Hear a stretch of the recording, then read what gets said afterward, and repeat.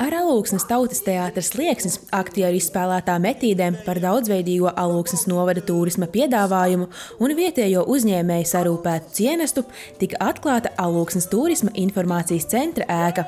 Turisma nozare jau vairāk kā 10 gadus ir viens no Alūksnes novada prioritāriem attīstības virzieniem. Pašvaldībai uzdevums ir sagādāt kvalitatīvu infrastruktūru, lai uzņēmēji pēc tam var radīt kvalitatīvus pakalpojumus, jaunus produktus, kas arī ir noticis. Un mēs jau blakus esošajās teritorijās redzam, ka pēdējo gadu laikā ir tapuši jauni pakalpojumi.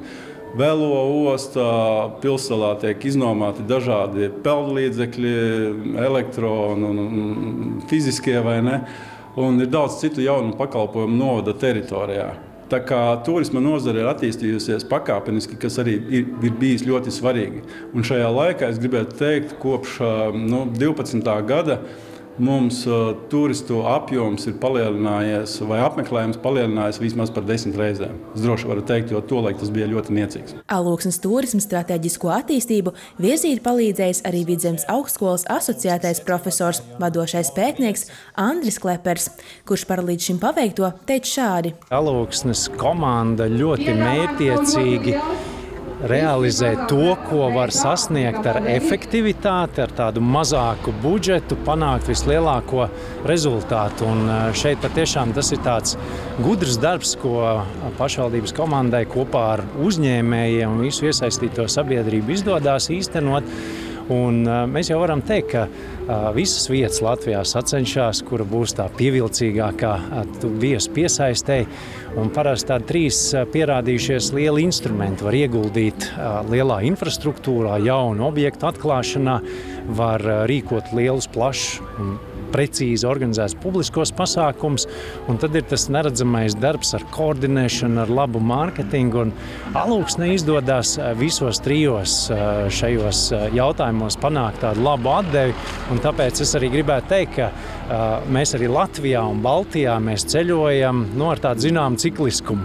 Bijām Kurzemes pusē, bijām tur Igaunijas pusē, tad tagad ir tā kārta Alūksnei. Un to visnotaļ apstiprina arī šī brīža plašais turisma piedāvājums. Alūksni tautā sauc par Ziemeļvidzemes pērli, un tas ir absolūti pamatoti. Pirmkārt, es sākšu ar skaisto dabas ainavu, ko šeit ļoti gleznaini kādreiz ir radījis vai pats Dievs vai daba kā tāda.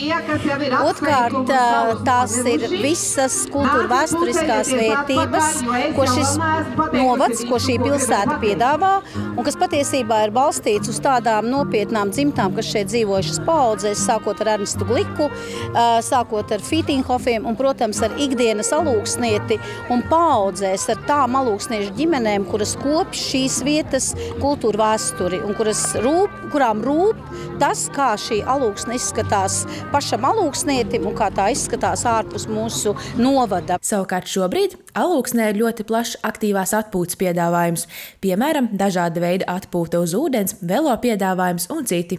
Bet pašvaldības ieguldīto darbu turisma nozares attīstīšanā novērtē arī vietējie iedzīvotāji, kas attīstoties infrastruktūrai un turistu aktivitātei piepilda savus sapņus. Piemēram, burgernīcas, Tvaiks un Ogla vadītāji Irita un Andris tieši ar pašvaldības atbalstu atraduši telpas savam uzņēmumam, un sadarbība turpinās vēl joprojām. Mēs ļoti izjūtam jebkādas aktivitātes, kas tiek veiktas pilsētā, kur tiek piesaistīti daudz cilvēku, kas sabrauc no citām pilsētām, sporta aktivitātes, kultūras aktivitātes. Tas noteikti arī mums palīdz mūsu uzņēmējdarbībā. Pat vietu piesaista cilvēkus no visas Latvijas, arī cilvēki mēdz atbraukt no Liepājas, no otru galu vai paēst speciāli pie mums no Madonas, un tā vieta piesaista. Turisma informācijas centra atklāšanas pasākumā novada pašvaldība pateicās arī vairākiem cilvēkiem, kas devuši būtisku ieguldījumu nozares darbības un Alūksnes novada atpazīstamības veicināšanai.